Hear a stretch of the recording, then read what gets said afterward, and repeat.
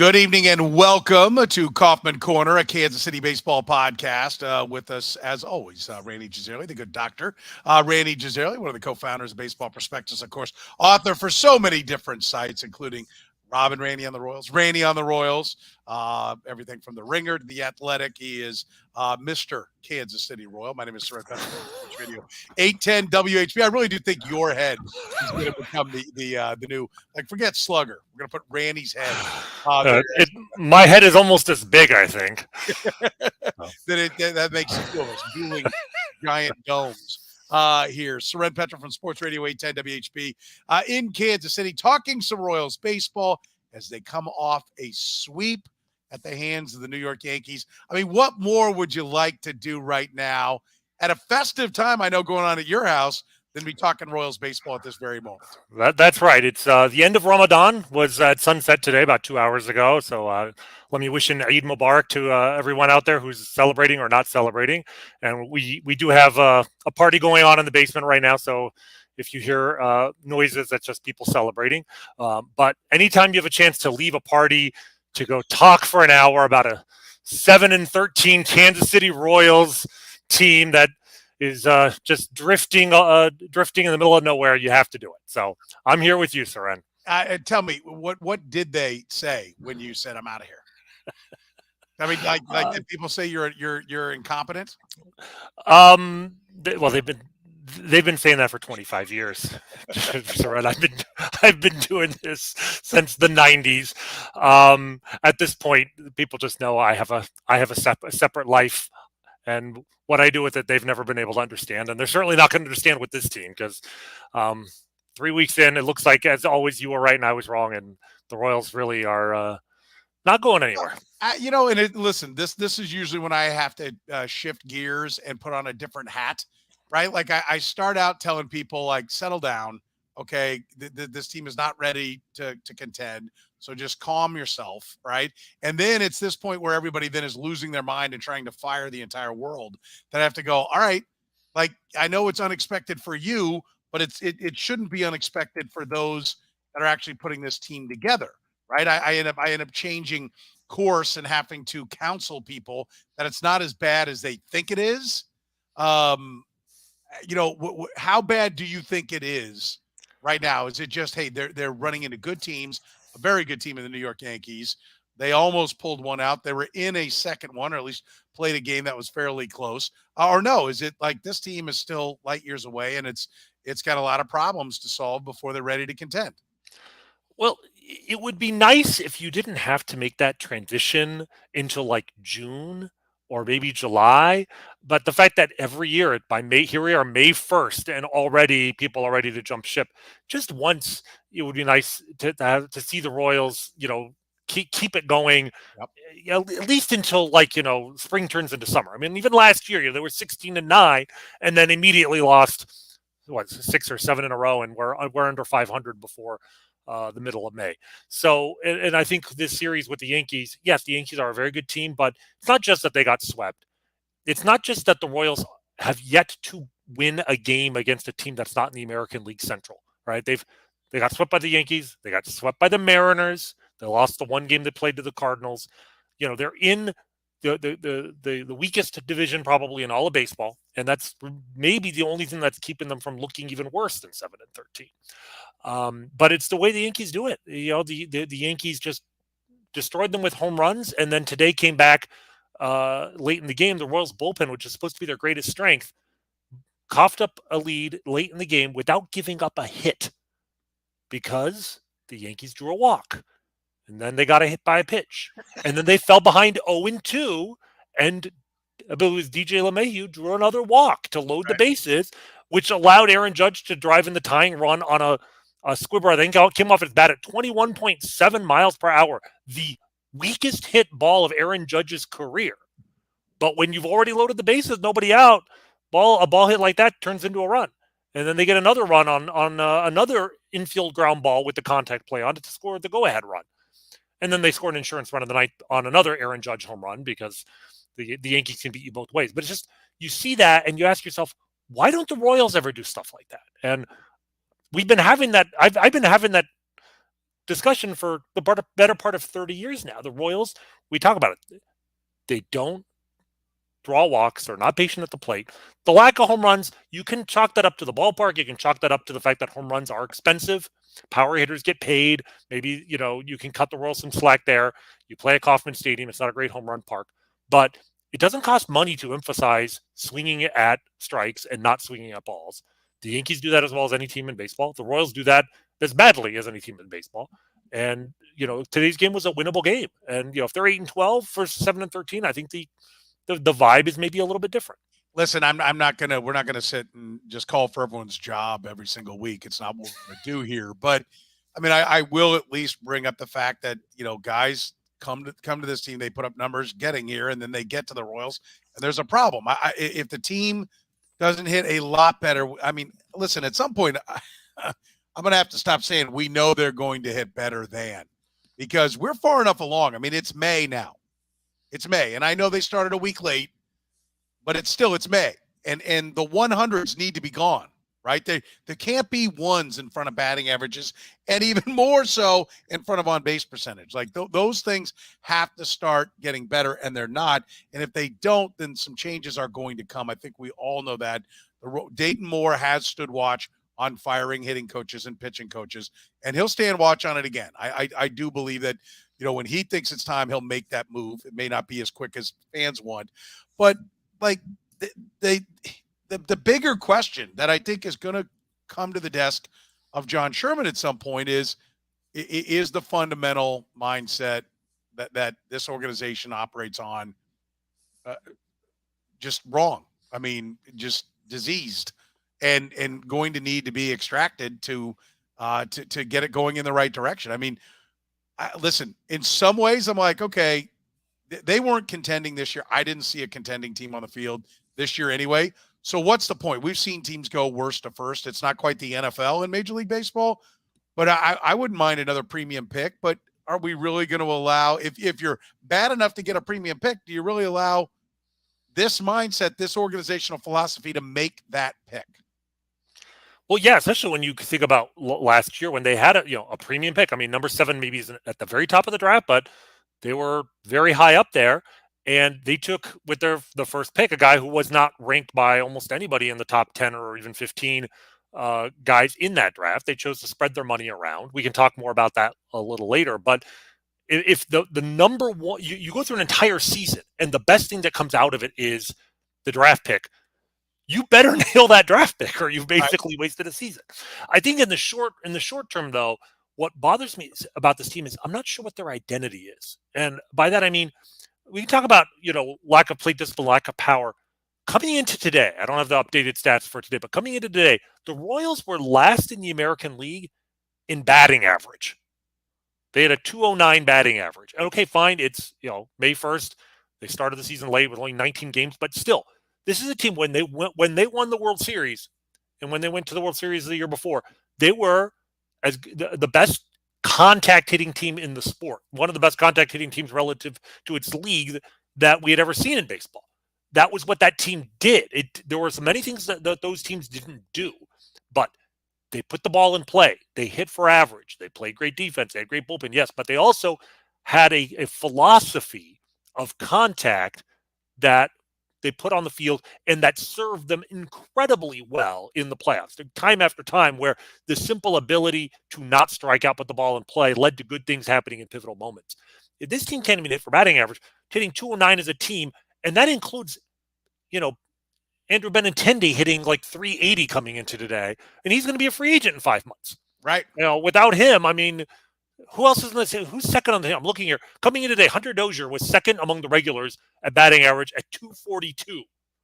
Nicky Lopez was third at 220. He had a couple of hits today. Okay, good. But, they're not hitting for average. So what exactly is the offense doing? And the answer is not much. And that's not even talking about the pitching. As much as I give Cal Eldred crap on this podcast and pretty much everywhere else, do. He's not a lot of crap. I do, but he's not the biggest problem this team has right now. I listen. Is this just a bad stretch? Is this just an anomaly? Like analytics speaking, is it just look, this is the perfect storm of a number of guys getting off to a slow start. You know, I will say this one thing. I do get it. If nobody's hitting, putting together a batting order is an exercise in futility, right? Like you just can't do it. But somebody is feeding some of the folks in the media out of the Royals organization the idea that the batting order doesn't matter. And that is starting to piss me off. I'm going to tell you that right now. I've had that conversation with a couple of people. It's like, well, I'm tired of hearing about the batting order. Well, what I'm sorry, but when if you're making a mistake that hurts your team by 5%, and you've got a 5% problem on development, and you got a 5% problem on maximizing, your pitching staff. You add that up, and all of a sudden you're 25% worse. That is a major issue. And I don't like how, the order is part of how you get guys going, supposedly, right? And they don't seem to be able to get anybody going. And like anyone they put near the top is immediately bombs. Nicky Lopez hits well at ninth. They put him to the top. He doesn't get a hit for like a week, right? Like that is what is it, a mindset? Is it a mental toughness thing? I mean, we know how tough the sport of baseball is and how much of it's mental. Is it just that they're, the term that everyone uses is coddled, that they coddle their players and they get to the big leagues and they have tough times and they can't handle it? I don't know if the issues they're having with getting guys to perform at the top of the lineup, like you're saying, if that is just a small sample size issue, because we're talking about a subsample of a subsample. We're talking about just April, just the top of the lineup. Like you said, Nicky Lopez was actually hitting pretty well when he's hitting at the bottom of the lineup. Bobby Witt is, I think, hit better since he moved down to the bottom of the lineup. So maybe it's just a fluke. But I would ask for more Edward Olivares. Because I'm looking at, at the end of the game today, 300, 391, 350. But, as soon as they put him at the top, he won't get a hit for 3 weeks. I'm aware of that. Like, I do get the, like, well, what do you want me to do? Right. Who do you want to put up there? I get that. But to me, like, if I'm a member of the Royals front office and the media is talking about the order of the lineup, I get down on my knees and thank God, because that means the media is not addressing the issues of nobody can hit, period. Of the fact that you're talking about Edward Olivares, once they put him at the top lineup, he won't hit. I just want to see Edward Olivares in the lineup. How about we do that, right? And I mean, it's unfortunate, very unfortunate that Adalberto Mondesi blew out his knee on a non-contact play. And is it? Well, is it an injury is unfortunate. I'm saying it's unfortunate, right? And that's my point. I think you and I spent a long time talking about Mondesi, about, his future, about his past, about was he ever really going to be good, how much the Royals are complicit in the fact that he hasn't developed. And I do think it's a big hit, because the thing about Mondesi is, even as badly as he was hitting, his speed, his defense, he actually was a valuable player despite all that. Let me give you an example. If you just add up all of his numbers from 2020 till today, 109 games, he hit 233 with a 275 on base and a 392 slugging. Those are not good numbers. An 80 OPS plus. And yet, with all of that, according to Baseball Reference, he was slightly above average. He was 0.2 wins above average. He was 1.6 wins above replacement, which you're like, how's that possible? He was an elite runner, 44 steals in that time. He played an elite defensive position. He played shortstop, and he was good at that position. We can quibble over, was he really above average or below average? But the point is, 0.2 wins, I don't care. He was not hurting the team overall, despite his inability to hit. The frustrating thing is, you go back to 2018, 2019, as a 22, 23-year-old, he did hit.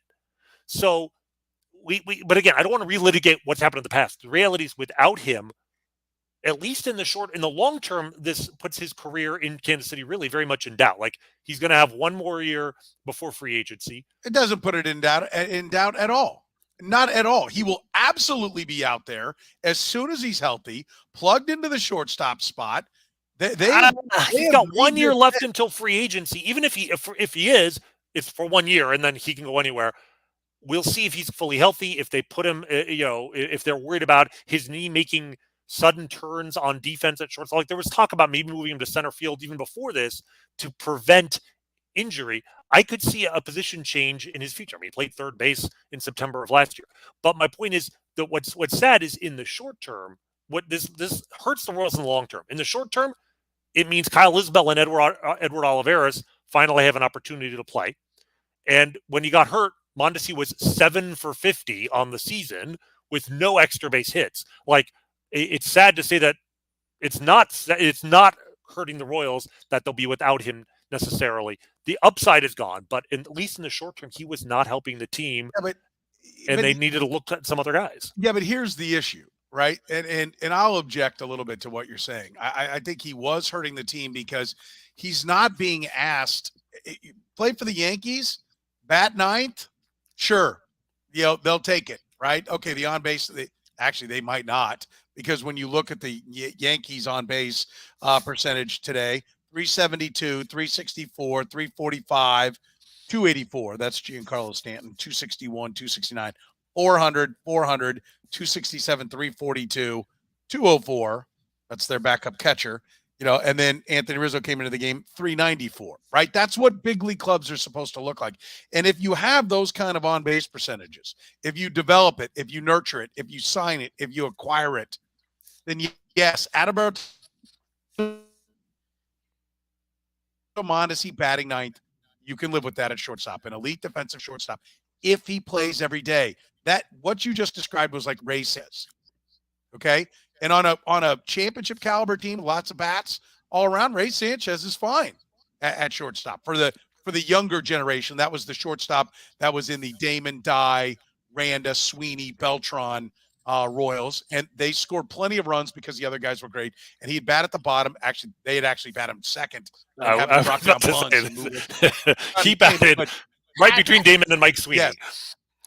Had he actually been, hit where he should have been by modern, abilities, he'd have been batting down at ninth.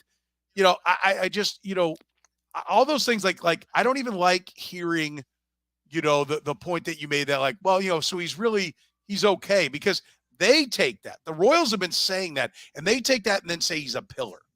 And he's not. What he is a guy who's, as you said, mildly above average. Right. I 100% agree. The Royals have done him a huge disservice by making him into something he's not. And it's not the first time they've done that with a player, but it's probably the most egregious example, certainly since, the wave, the blue wave of Hosmer and Moustakas and Lorenzo Cain and all those guys were coming up all at once. The Royals made him into something that he could have been, but he never was. And, promoted him beyond his abilities at every opportunity. And this is what's happened. Yeah. Listen, I get it. The Royals' problems do not, just live with Adalberto Mondesi, right? I understand that there's more to it than him, but this is an opportunity for them to now evaluate the ball club without him, right? And what it should mean is now we get more Olivares and Isbell platooning in right field. Whit Merrifield goes back to second base, has an opportunity if he can get going. And you tell me, maybe you've done a deep dive on the math on this. What I watch old players do is as they get old, they take longer and longer to get going. They eventually get going until they get to a point that they never do, right? It's a week, it's a month. And if Whit Merrifield can get going and look like the second baseman look like a legit second baseman that's rolling, they have to trade him, right? Isn't that the one positive that can come from this is he goes back to second base. He regains value if he can start hitting. And the Royals have an opportunity where there's just they have to be fearing the end. They're going to get 40 cents on the dollar of what they could have got 2 years ago, maybe less. But if nothing else, they will at least say, okay, we're not one player away. And Whit Merrifield is not going to be swinging a quality bat whenever we do contend. Isn't that one of the things that should come from this? That's a best case scenario, right? They've by moving him to second, it does reestablish his defensive value, his positional versatility value. Anybody, he has no value in the outfield. None. Who would what is his value? There are teams that even if a guy isn't necessarily an above average hitter at that position, there are a lot of teams that value a guy who you can plug and play on at different positions that allows you to then use the other guys on your roster in a way that maximizes their ability. So if you could platoon a left-handed hitter at second base and a right-handed hitter in right field by moving Whit Merrifield back and forth, even if he's not great at it. If he can play the position defensively, it opens up options. My point is there are teams that value that. But to me, it's moot if he doesn't start hitting. Like you said, the best case scenario is if they get 40 cents on the dollar for what they could have gotten 2 years ago. And it's like, okay, so maybe they trade him. I mean, they traded Jorge Soler last year at the deadline. They traded Danny Duffy at the deadline. Do you remember the names of the guys they got? I can tell you, but they're like exactly. No, and I don't. No. I can tell you because I look at the minor league box scores, but it's like they're both minor league relievers, and that's to me they're going to get. That's what they're going to get for Whit Merrifield in a best case scenario. They're going to get an arm, and that's about it.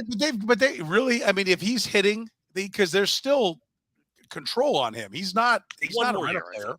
I think he one more year after this, I want to say. And again, if he's not hitting, then how much value? If he's not hitting at age 33, how much value is his age 34 season going to be? I'm not sure. Right? Well, it goes without saying he has to start hitting. Actually, I take that back. You have Whit Merrifield for 23 and then an 8, and granted it's steep, but an $18 million option on 24. I see it as a mutual option, with the Dayton Moore special, which means it's not an option. It's just a way to push money out because either side can opt out. So I actually think at 18 million, that's one of the almost no mutual option has ever been exercised. Because either it's always terrible for one side. Right. Exactly. One side's not going to like it. If he hits enough and a team goes, okay, we need him at second base, I actually can see it because I don't think anybody's going to give him a multi-year deal. I can actually see teams saying 1 more year, but it doesn't matter. The point is it has marginal value, maybe because you're trading for him in 2022, not knowing what he's going to do in 2023. I think that option has to be looked at as gravy. It's just a tiny little thing. I guess we'll agree to disagree because I think if he hits, which is all premised on him starting to hit again, which I think will happen. It just takes longer to get going, and he had the shortened spring training as well. Then I think he has value at second base and as a utility guy. As an everyday outfielder, there is no value. Almost any organization has a guy that they can plug in that can give them what he's giving them in the outfield. They don't necessarily have a second baseman. That part I agree with. As an everyday right fielder, always in that position, it never really made sense to put him there. Even before the season began, if you look at his numbers from last year, those were the numbers of a decent second baseman, not the numbers of a decent right fielder. So you like sorry, I didn't mean to interrupt. I'm done. You like and you've talked about it a lot, Bobby Witt Jr. at third base. Should they be taking this time to look at him at short in the big leagues? This is one area where I will agree with them that it's hard enough to break into the major leagues. Even if you're a superstar talent, even if you're a 21-year-old wonder kid, everybody believes is a can't miss guy, and it's not like he's setting the world on fire at the plate yet. Anyway, he's struggling, not horribly so. He's showing some signs, but I feel like to add on top of that a position change mid-season, have a guy move around, you're just adding to the degree of difficulty, and I just don't see the point. Like, he's playing good defense. He's really been very good at third base, but he still has a lot to work on in terms of just his approach at the plate, laying off sliders in the dirt. Like, why add another riddle for him to solve at the major league level where from one day to the next, he doesn't know if he's playing third base or playing shortstop. And the fact that you have Nicky Lopez, that you had a guy who played every day at shortstop last year and was one of the best defensive shortstops in the major leagues, that's a huge luxury. Why look a gift horse in the mouth? You've got a guy who can play the position, leave Witt alone. If after a year he's dominant, he has a really successful rookie season. He plays much better in the second half. He establishes himself. He's a rookie of the year or rookie of the year contender or whatever. You go into the offseason, you're like, you know what? The future of this team, our needs are at shortstop. Then maybe at that point you do what like what the Orioles did with Cal Ripken 40 years ago or whatever, where he moved to shortstop and then stayed there. But I don't like the idea of moving him back and forth. I just think learning to play baseball in the major leagues is hard enough without adding a position change into into the recipe right now. So what do you want to see the Royals accomplish during this time that they know that there's no Adalberto Mondesi? What should we find out? That Nicky Lopez is the shortstop for the team here moving forward? Is it to get Olivares and Isbell the at-bats? Is it to get, we're going to talk about MJ Melendez. We can throw him into the conversation right now. Is it to get Melendez, up and comfortable? Like what should the Royals do now that they know that there's 600, well, hell, for him, 250 at-bats that are going to be filled, but theoretically a full season at-bats to be filled by someone else. I mean, I think in the short term, to me, I think they really, even after Nicky Lopez's success last season, it was a huge breakout for him. I think the Royals should want to see him do that again. And to do so while hitting close to what he did last year, because his offensive skill set is pretty unique in today's game. I mean, he's a throwback to the 80s and 90s, a guy who hits for almost no power, but can handle a bat so well that he can hit 280 or 290 and draw enough walks to be valuable, even hitting 1 or 2 home runs a season. And the game has changed so much with strikeouts being such a huge part of the game that it's hard to know if a guy can do that consistently. So I want to see him be able to do that again, because if he can do it again, then to me, Nicky Lopez is your starting. Then you start looking at long-term extensions for Nicky Lopez, and he's that guy. He's not in that Ray Sanchez mold, maybe a little better, but the guy who bats 8th or 9th on a contending team, and is just solves the problem at the hardest defensive position on the field, and then you build around that with Witt at third base, and then you start looking at long-term solutions at second base. To me, even if Whit Merrifield starts hitting, I don't think that he is going to be a contributing everyday player in this lineup when the Royals are ready to contend, because it may not be for a year or probably 2. And so then I start looking at, what are the options in the minor leagues? Do they have options elsewhere at second base? We talked about Michael Garcia a few weeks ago. Michael Massey starting to heat up in Double-A. Maybe by the end of the year, you're auditioning some other guys, especially if you find a way to trade Merrifield at the deadline. Then you can open up second base to some of the prospects in your system to audition in August and September. Yeah, I hear you. MJ Melendez coming up for the Royals. How much should we see him? How much will we see him? I mean, this is complicated by the fact that he's not off to a good start at all in AAA, and it's only been a month, and he hit there last year. I still think he's an excellent prospect.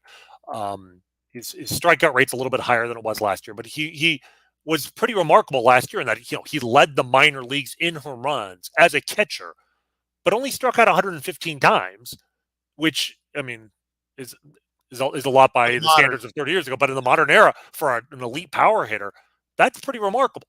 And going into today, he struck out 21 times in 88 plate appearances, almost 1 every 4 plate appearances, a little higher than last year. But the bigger thing was he was hitting just 160. So if you just look at the numbers he put up this year, he doesn't really deserve to play much at all. But if you look at his body of work and you look at his prospect pedigree, I think we should see him play. I mean, 2 to 3 times a week. I mean, even if he couldn't hit at all, you have to have a backup catcher playing at least once a week. And it makes no sense to bring up MJ Melendez if you're not going to play him more than that. I mean, he's going to play 2 or 3 times a week, whether it's catching, where he'll DH once a week. We know they were messing around with him in the outfield. I really don't like him as an outfielder, but having him start at DH at least a couple times a week. I mean, we've talked about in the long term, if he starts to hit, what do you do with him and Salvador Perez? And if you want to have both of them in the lineup, and having your backup catcher on the field playing DH allows you to basically play both of those guys 160 games a year or whatever. I mean, Salvador Perez missed 1 game all of last season because he DH'd so much. And that changes the paradigm of how you look at a catcher, because catchers typically they have to sit 15 or 20 times a year. But the Royals came up with an idea where it's like, we don't have to sit Salvador Perez 15 or 20 times a year if we DH him 40 or 50 times a year. So I see a situation where Salvi DHs now once or twice a week. MJ Melendez DHs once a week.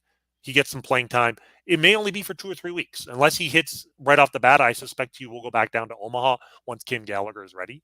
But I think But the hope is that he hits, right? Because the hope is that he hits, yes. Theoretically, he was ready to come up. Certainly, statistically speaking, last year, the numbers you pointed out, he was ready to come up, and they were less optimistic or less confident that he would contend for any major award, meaning the getting the compensation back for having it. Right. So they played the service time game with him. It's as simple as that. And same thing with Prado, although Prado's strikeout numbers are even higher. And, Right. Neither of them forced the issue. It's not right. like either one of them came out in April and made it a difficult decision. No, yeah, not this year. But I think last year Melendez made a case that I think you could have started him if you. Well, if they were if they actually were playing for anything last year, I think we would have seen Melendez. We would have seen Bobby Witt. But what's the point if you're going to lose 90 games either way? So yeah. So to me, if he hits, do we see the Royals get around to a platoon situation? Right, because if Prado ever is ready this year, which I'm not 100% sold on the fact that he will be because of his infrequency of contact.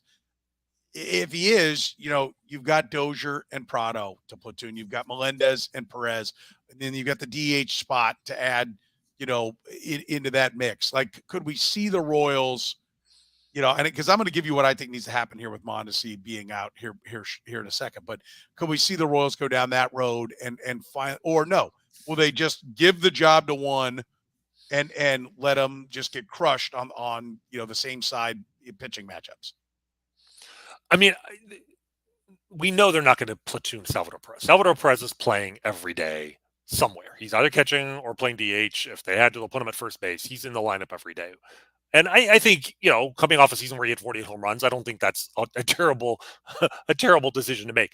I could definitely see a situation where even if Melendez hits, they start him against all right-handers, either, again, at catcher or at DH, but that against lefties, he sits because they need to get, whether it's Dozier in the lineup or Olivares or someone else. I mean, the Royals have some bats. If the Royals would embrace a philosophy of mixing and matching guys to match up the strengths of their hitters against the weaknesses of the pitchers that they're facing.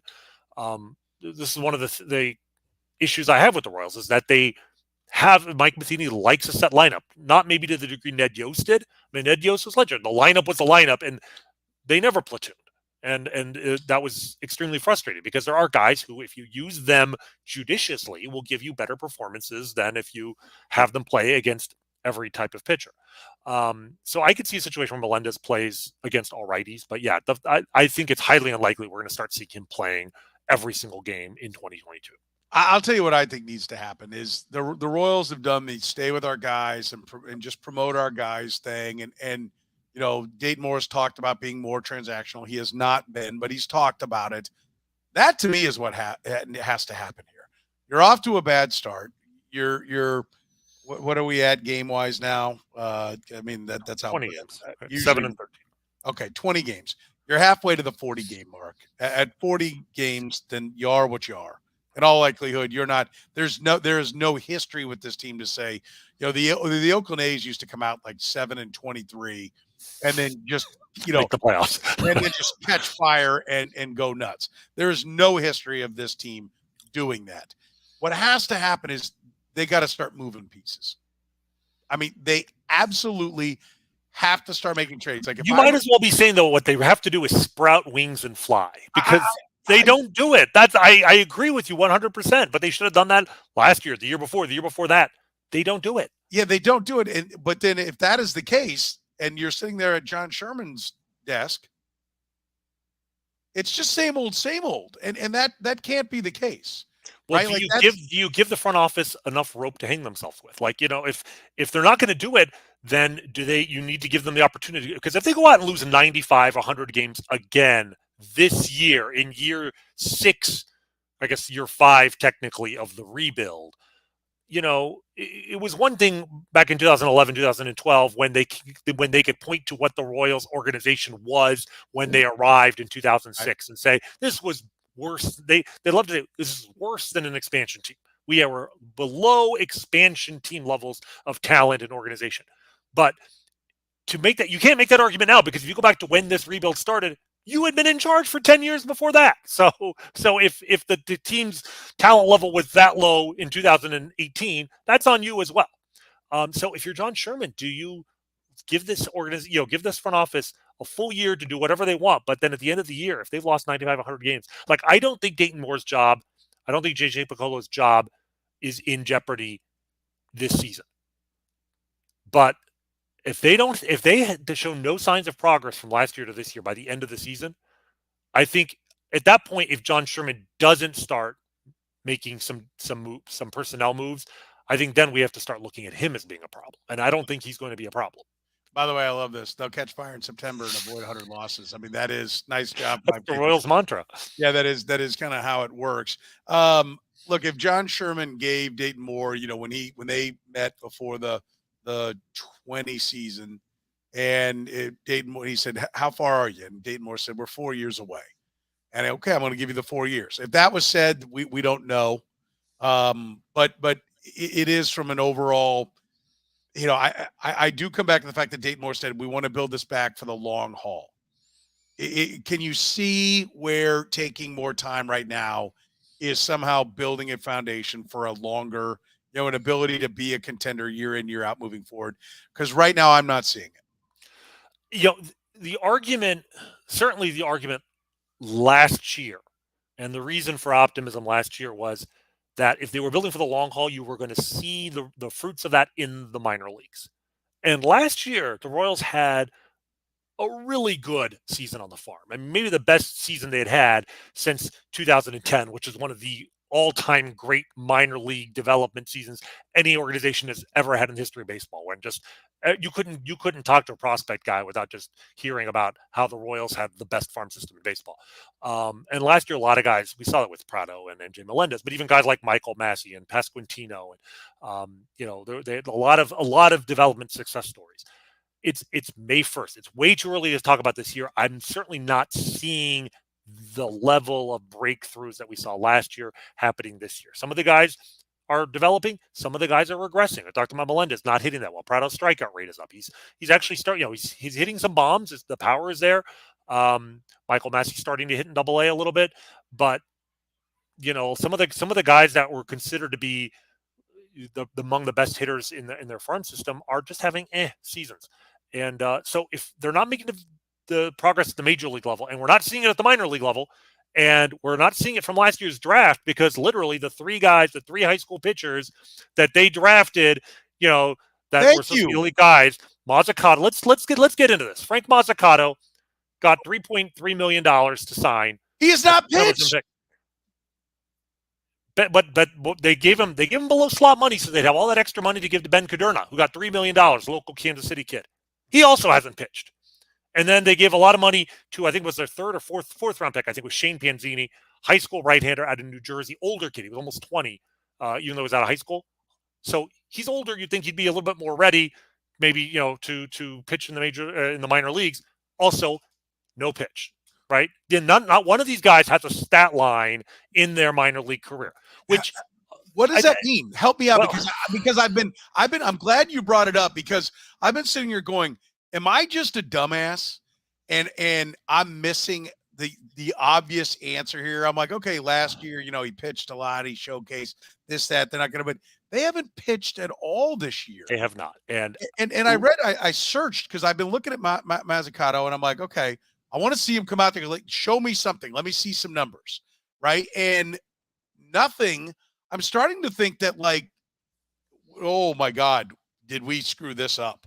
And we're not going to bring these. We don't want to put any light on how bad this draft looks while we're already crapping in our hat at the big league level. And Asa Lacy's not fine in the strike zone, and Melendez and Prado aren't off to a great start. We don't need more negativity right now. So let's it's like when the Cardinals had Rick Ankiel pitching in a dark gym, right, where nobody could see him, trying to get the yips out of him. It was like, oh my God, nobody can see this because it is awful, right? I'm terrified right now that there's nothing there. So, anytime an organization doesn't give one of their top prospects the opportunity to compete, there's always a mitigating circumstance. You can call it an excuse if you want. They always have a reason.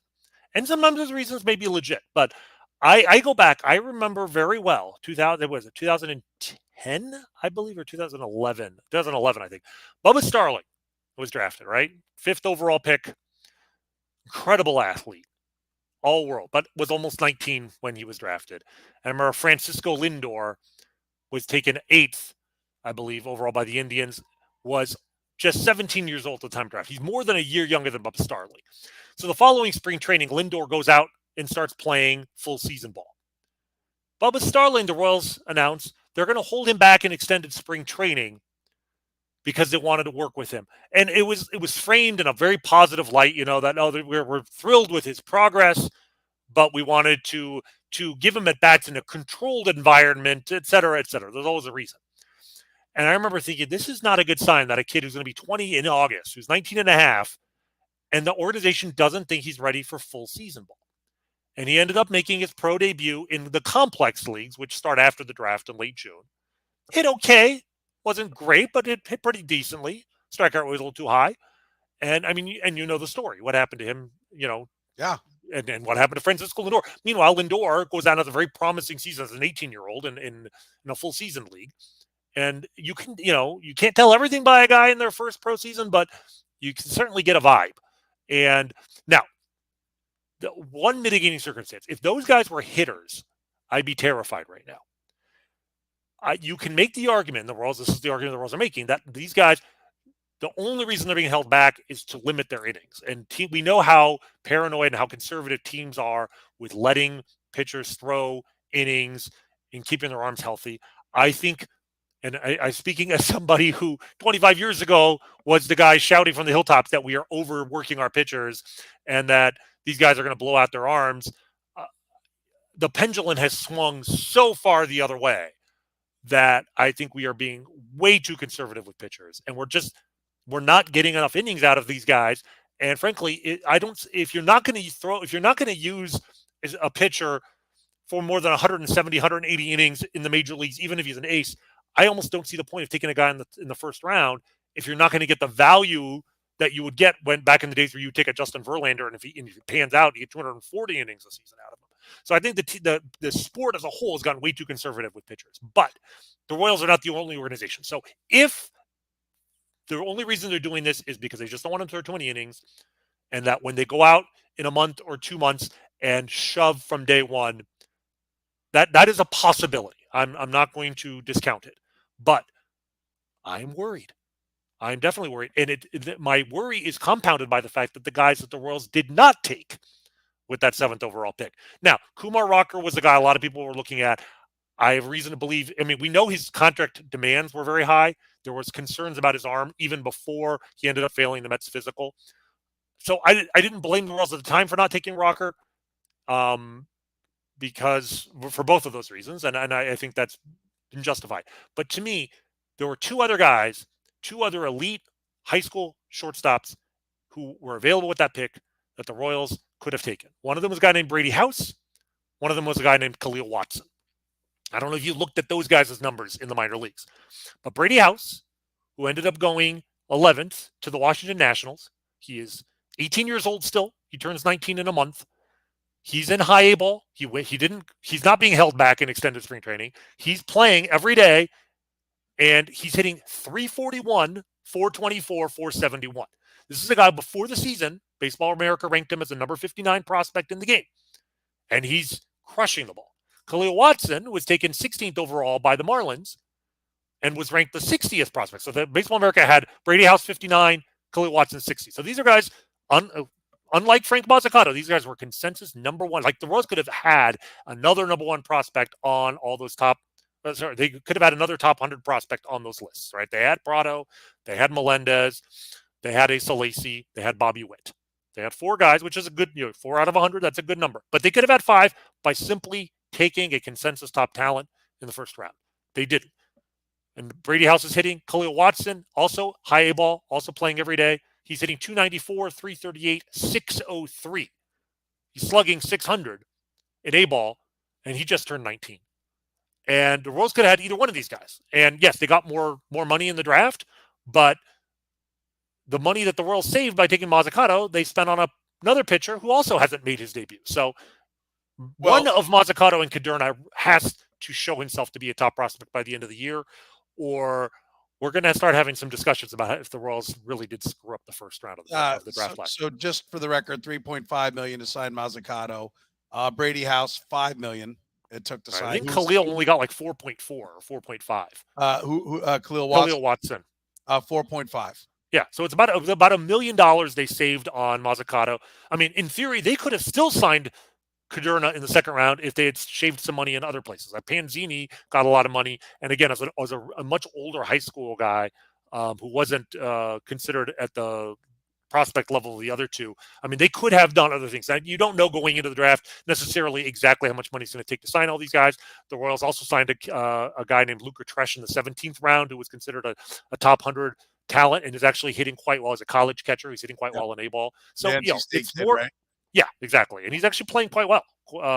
So it's, it's not that simple, but to me, it's like if you have a chance to get an elite high school hitter with your first pick, if when in doubt, when you go into a draft and you don't know who to take and everybody, take the high school hitter. The upside there is so extensive. I mean, when the Royals took Asa Lacy, and it was like Asa Lacy, or did they take the college hitter Austin Martin? And there were a lot of people who were like, well, I'm not sure Austin Martin's going to hit for power. We're not sure if Asa Lacy is going to throw strikes. The solution might have been to take the high school hitter, who was Zach Veen, who the Rockies took as an outfielder and is crushing the ball and looking like another top 50 prospect. So the Royals passed on an opportunity to get a clear top 100 prospect. And they, as you say, they're in the get it right business. They better get it right, because if not, then they have no one to blame but themselves. So let me add that Asa Lacy still has not pitched since April 17th. Yeah, that's Didn't pitch today. I checked. And I have not heard anything. No, maybe you haven't heard anything either. No, haven't heard anything. And that's and for people who don't know, his numbers on the year: 9 2/3, 6 hits, 6 runs, 5 earned, gave up a homer, hit 2 batters, walked 5, struck out 13. The 13 Ks is exciting. Better than 4.5 walks per 9 will scare the hell out of you, or right around 4.5 walks per 9. Throw in that he's also hit 2 batters on that while giving up a home run. I mean, it does not look good right now on Asa Lacy, and they've put him on the shelf, which to me says they're trying to fix something again. And the fact that, a lot of your draft capital is not even throwing a baseball, and you just sent down Brady Singer. Well, let's talk about, think about it. Since 2015, the Royals have had 11 first-round picks. All right? 3 of them they've used on hitters. And those 3 are Nick Pratto. He's not here yet, but seems like a really good prospect. Yeah. Bobby Witt. And then in the same draft, they took Bobby Witt in the supplemental first round. So I think it was like the 32nd pick, Nick Lofton, who came into the season as one of the, I think, 5th or 6th best prospect in the system. Promising guys. The 8 pitchers they took. Let's go back to 2015. Nolan Watson. I'm looking at it. Nolan Watson, Ash Russell. They're just a historic busts right there. 2 guys in the same draft, both out of Indiana high schools, I think near Indianapolis. Neither one of those guys has made it out of A-ball, and their careers are essentially over, if not officially. Then you have the 2018 draft: Singer, Kowar, Lynch, Bubic. Lynch, if we were looking for some sort of silver lining on the season, Daniel Lynch is taking a step forward. Like, yes, he may be turning into a guy. Hold him to the side. We'll come back to him. He pitched well. And look, I'm probably higher on Singer than you are. I think definitely higher on Singer than you are. You've given up on him as a starter. We talked last week about how stupid it is the Royals need him to develop a third pitch and are keeping him in the bullpen where he never is going to develop a third pitch. The Royals finally came to their senses and said, you know what? He's not going to develop that third pitch unless he goes back to Omaha. He pitched today. They're stretching out his arm. I think he went like 2 2/3 innings, gave up just 1 hit, but it's a short outing because he hasn't pitched. He hasn't been stretched out. Did he throw anything other than the 2 pitches? Though? I have not heard what the pitch breakdown was yet. Kowar obviously is regressed fairly substantially. And his last outing in AAA was a disaster. Bubic is, he's had some success in the major leagues. I still am optimistic there. Frankly, if the Royals, we can talk about this if we have time. If the Royals are going to take somebody out of the rotation, right now, it's not Chris Bubic. It's Carlos Hernandez, but that's a separate issue. And then Asa Lacy and Frank Mazzucato. And it's like, if pitching is a currency baseball, and the only way to develop pitching is to develop it within, you keep banging your head on the wall of the first round and not getting it right. Maybe take a hitter. Maybe focus on hitter. You can You can trade for pitching. You can buy pitching. We talked about this before. The Cubs won a World Series without developing pitching. They went first round on hitters. They went Chris Bryant and Javier Baez and oh geez, I'm trying to remember. There's one other. The Nationals. The lefty slugger. That's all or nothing. Oh, Schwarber. Yes, Kyle Schwarber. Yes, I mean there was, I think, even one other guy that was at the top there. They took the center fielder that bombed out with like the 5th pick. It's never really. Oh yeah, that's who it was. Albert Almora. Although he had a role on the team even in the World Series. But the point is you can develop if you can't develop pitching, just acknowledge, okay, we're not great at doing this. Let's focus on other things. Because hitters, if you can develop an elite hitter, pitchers throw fewer innings today than they ever have. Hitters, you play 162 games, 155 games, whatever. You're just as valuable to your team as you were 30 years ago. Pitchers, they don't throw as many innings. They don't, and I get that part of the equation, but I do want to point something out, right? Like, number one of the reasons why that you can't just push that aside is Dayton Moore, when drafting those 5 pitchers first in whatever year that was. Now was that 18? And then following it up after the Asa Lacy pick, which there were other hitters that were talked about there. And he said, we need power pitching, and the only way we're going to get it is by drafting it. We can't buy it on the open market. Okay. Then I got it, but they got to get to the big leagues and be power pitching. And to your point, yes, starters throw less innings than ever before, but let me give you a statistic. Right now, the Royals starting pitchers have thrown 97 2/3 innings, right? Or coming in today. I don't know if MLB's updated this today or not, but on the MLB page, they've thrown 97 2/3 innings. Okay. That is good for 22nd in baseball, tied for 22nd with the Cubs, right? Let me give you the teams that trail the Royals and see if you notice a theme. Tigers, Orioles, White Sox, Rangers, Pirates, Reds. They're all crap. They're all crap. Now they all play in the Central too, which is funny. If you counted, that is the AL and NL Central. Well, the Orioles are in there. Okay. Yeah. Tigers, Orioles, White Sox, Rangers, Pirates, Reds. Now, if you counted, you'll note that I've left somebody out. 30th is the Rays. The Rays. I was going to say. I was about to say, where are the Rays on the list? Because you talk about, we can't. Yeah. I mean, when Dayton Moore says stuff like, we can't develop, you have to develop it from within. I just want to say, are you not aware that the Tampa Bay Rays are in your league? How the Tampa Bay Rays have less money than you do? Like they are, or at least they play like they're broke, and yet look what they do. You don't have to have a starting rotation of 7-inning guys. Just build an entire pitching staff out of the bullpen. Right. And let me give you the ERA of these teams. Tigers, and again, these are just their starters. The Royals are 442, Tigers 467, Orioles 363, 401 for the White Sox, 503 for the Rangers, 586 for the Pirates, 803 for the Reds, and 380 for the Rays. What it says to me is the Rays know when to take them out. Well, I mean, and the Rays also have like 10 guys in their bullpen who all throw. They have all of their relievers are unique in some way. The Rays, more than anything, any other team has mastered the philosophy that the last thing you want to be if you're a pitcher is typical. Yeah, you have to do something different, whether it's coming from a different angle, whether it's having a pitch that moves in a direction nobody else has a pitch that does that.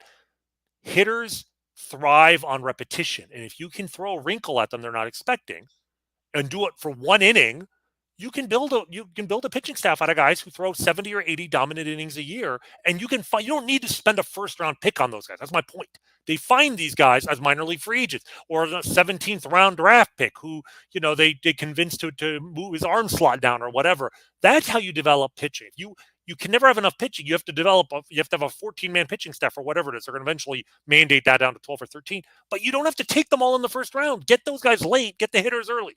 Yeah, no, there's no doubt. And the baseball, this at a time when the baseball is not really jumping. It's dead as it's been in a while, right?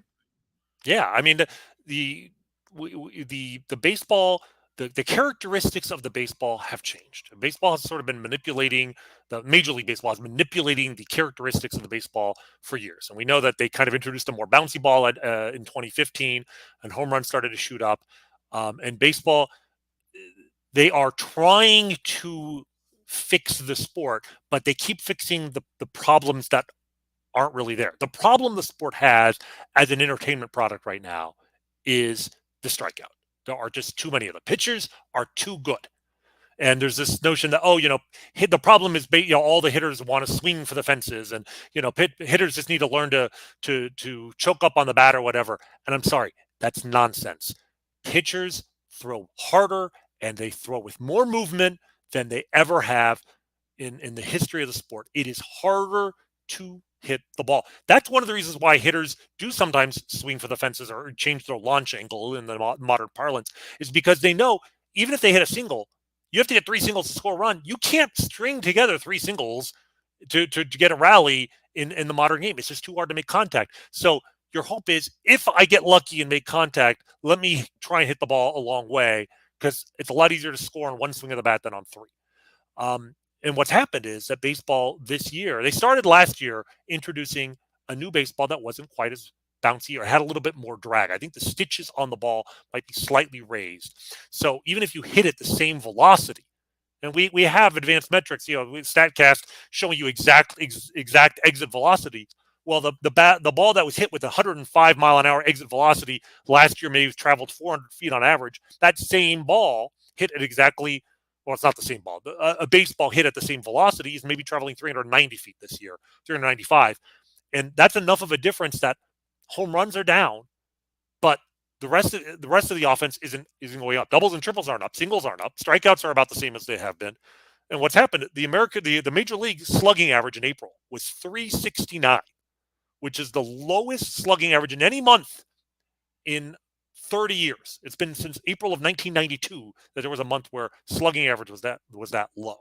So power's out of the game, offense is down, and strangely, you would actually think this might be beneficial for the Royals, because the Royals don't build with power. They, it's a money thing, right? Like they can't afford Aaron Judge. They could afford the contact hitters, but they can't afford Aaron Judge. This is the philosophy, at least, that they espouse. So in theory, you would think this might help the Royals. But it doesn't. It certainly hasn't to this point. It doesn't. And you want to know why? Because even singles need you to hit the ball hard.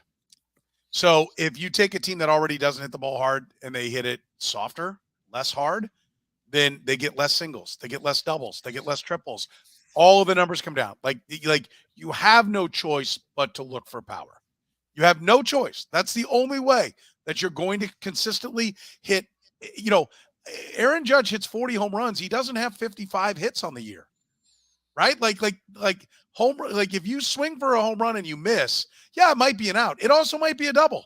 It also could be a single. And that's the part. Well, this gets back to what we said. The Royals are last in the league in batting average, which, that's an indictment of what they're doing. And if anything, I do wonder if the Royals' philosophy has changed to favor the home run at precisely the wrong moment, when the sport is taking home runs out of the game. Because, you think about like the 2014 team having the fewest home runs of any American League team in like 20 years, with 92 home runs or something the whole season, went to the World Series. This is a team, Hunter Dozier swings for the fan. He does have power. Salvador Perez obviously hit 48 home runs. Carlos Santana, at this point, the power's gone, but he was a take and rake kind of hitter. Bobby Witt, power is definitely in his game. He had a ball he hit that should have been an easy home run, but the combination of the new ball, wind blowing in Chicago, was caught at the fence. The one guy in this the lineup that I think of as sort of a classic old school Royals hitting philosophy. Aside from Nicky Lopez, who had a really good year last year, but the guy to me who's the classic Royals hitter in this lineup is Andrew Benintendi, who's having the best season by far on the team. Let's talk about a little bit about the pitching. Daniel Lynch, tough first inning, bear down, got through it. I know early on, and I'm sorry, I don't know if it's Mac or who it was, but talked about how encouraged they were to see him have a tough inning and get through it. If people are not aware now, he's got a 3.38 ERA on the season, 16 innings, 15 hits, 6 earned runs. He's allowed 3 homers, hit a couple of batters, walked 4, struck out 16, 4-1 strikeout to walk ratio, 9 Ks per nine. The top end of baseball will be higher than that, but that dog will hunt at 9 Ks per nine in the middle of their rotation. Quietly, they look like maybe they found another starting pitcher. And I will give great credit to Keith Law, who does, I think, great work. And Keith Law has always said about that draft class that this was the guy that was the best of the bunch. So I'll give credit to him. This is at least what I do want to highlight. This is very much a positive for the Royals. Yeah, no, it is. I mean, Keith, as you know, is hard to impress. Yes. He will not mince words, and it can be sometimes frustrating when you want to hear, you're not going to get smoke blown up in other regions from Keith Law. But when he does praise, like it's the sort of thing where when he has unreserved praise for Royals prospect, like the hairs on your arm tingle a little bit because that's rare. And he's been skeptical of Brady Singer, like you said, for a long time. Neither Bubic nor Kowar really impressed him as potential top of the rotation guys. Lynch was the guy he always pointed out to be at least had that potential. And I think we're starting to see it. I mean, Lynch has 4 pitches and he can throw strikes with them and he's left-handed. Those are all really good things. If there's one positive development that's a long-term positive to take away from April with this team, it's I think Daniel Lynch is a guy now, and this is a guy who's going to be in the rotation. They have him under club control for 6 years, counting this one. He came up, in the middle of last season, so I'm pretty sure he's less than a year of service time. So he's not a free agent till after the 2027 season. There's plenty of time to build around this guy. And quietly right now, I mean, the Royals have Lynch. They have Brad Keller, who's having, as good a stretch as he's had in his career. And Zach Greinke is Zach Greinke. He's not a number one starter, but damn, is he fun to watch. And he will keep you in games. He will do everything he can to keep you in a game. They have at least 3/5 of a rotation right now. The problem is the 4 and 5 spots are just they have 2/5 theoretical. They have 2/5 because Greinke is the ultimate mutual option. The better he pitches, the more certain it is he will not be in a Royals uniform. I'm just saying for this season. I'm just saying for the rest of the season. Absolutely. But this season's irrelevant. Yeah. Right? Well, I hate to say it, but Zach Greinke has to be dealt. Like the way if it doesn't turn around, he has to be dealt. Yeah. And when you deal him again, it damn well better be someplace he wants to go, or you're never going to see him back here on a Royals uniform. I wanted to highlight the positive with Daniel Lynch because as promising, I think of that old Family Guy line where they do the knockoff on Tim McCarver. As promising as it's been with Daniel Lynch, that's how as unpromising as it's been with Carlos Hernandez. Like, what to make of the line 18 innings, 24 hits, 10 walks, 8 strikeouts. Like, what do you do with that? You had me at 10 walks and 8 strikeouts. I'm sorry. It's 2022. If you are a pitcher and you have more walks than strikeouts, you're doing something wrong. That's just the reality of it.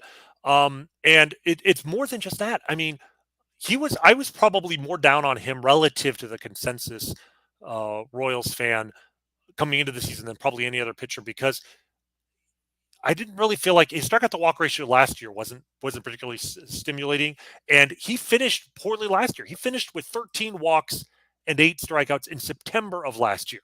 He got away with it, but it's just a matter of time. What that means, though, is going back to September of last year. I'm looking at, I think it's 36 innings total. His last 36 innings in the major leagues, 8 starts, 23 walks, and 16 strikeouts. I'm not sure you can find a hitter in the game with a ratio that good. Like, that is, Mike Trout doesn't have a ratio. Well, he might actually because he's Mike Trout. He's thankfully off to just a monster start this year. But, I mean, Carlos Hernandez is not ready for a major league rotation. He got off to a good start last year, but teams have made the adjustment. He's not throwing enough strikes, and when he does throw strikes, his stuff isn't good enough to put guys away. I in the minor leagues, the thought was that he was going to be a reliever in the major leagues. He proved people wrong early on, and I give him credit for that. But at this point, I think the Royals are better off sending him down and bringing up another starter. And we can get into who I think that might be in the minor league minute. Let's do it. We can do that right now. Okay. So I mean, like I said, I think Kris Bubic, for the time being, Kris Bubic gave up two monster home runs in his start the other day, but but recovered and actually, ended up pitching 5 innings, didn't walk a single batter. With Bubic, the issue has always been his control. So for now, I'm fine with sticking with Bubic, if only because you have you have another problem to fill. When Brady Singer gets stretched out, maybe you can reconsider Bubic. But right now, to me, the move is you send Carlos Hernandez down. And the guy I want to highlight in the minor league minute, who I think should be brought up, is a guy who actually made his major league debut last September and quietly pitched quite well. Another member of that 2018 draft, but the guy who was taken in the 13th round, John Heasley, a college guy out of Oklahoma State. Didn't have great numbers in college, but the Royals thought that they could straighten out his mechanics, and they were right. They got him to pitching well right away, and he has been, an excellent performer throughout his minor league career. He went back down to Omaha to start this season, and he's made 5 starts. He hasn't been dominant, but he has been consistently good in all of them. In 22 and a third innings this year, he's walked 4 batters and struck out 23. Right, that's the kind of ratio I want to see from a guy before he gets called up. Only giving up 1 home run. He's got a 3.63 ERA, but actually, if you look at the components of his performance, his ERA is probably a lot higher than his actual the value of what he's done with. It's fielding, independent pitching, and I don't know what his FIP is, but it's probably a heck of a lot lower than 3. I could just tell you 20 base runners in 22 and a third innings says that the guy and 23 strikeouts. More strikeouts than base runners, always a good sign. It's great. And, when we saw him last year, I was impressed with what he showed, and that, he didn't have elite stuff, but he had good command of good stuff. He didn't give in to hitters. He wasn't afraid. He wasn't nibbling and walking too many guys. He made, 3 starts with the Royals. He walked 3 batters in 14 and 2/3 innings. And, especially with what we've seen from this team over the last couple of years, a guy just throws strikes. That guy's going to be in my good graces because, we've seen it from so many of the Royal starters. Chris Bubic is walked 9 guys in 12 innings this year. And I would be inclined to say John Heasley should be brought up right now and Carlos Hernandez should be sent down. The one thing the Royals claim they have, and I think that they are correct to some degree, is that they do have depth when it comes to minor league pitching. They've got a lot of interesting guys. They don't have any elite pitching prospects that are close to the major leagues. But they have Heasley, and they have some relievers in AAA that are interesting. I think it's time to see this guy and see what he can do because he can't be much worse than Carlos Hernandez is. Yeah, and as you said, he's 25 years old, rocking, if this photo is at all accurate, rocking a glorious mullet with a fantastic standalone mustache. And I think baseball can never have too many mullets or too many standalone mustaches. Right. Definitely gets points for the hair. I think it would be fantastic to see him, firing away for the Royals. By the way, the Northwest Arkansas hats are terrible.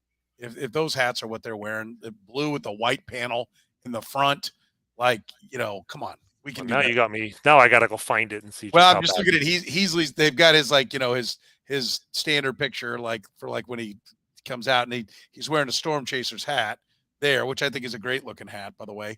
But the Northwest Arkansas is like the NWA. Oh, with the lightning bolt. Yeah, it's a little plain. It sucks. I'm going to tell you right now, it sucks. I will never. That Storm Chaser hat I'll buy.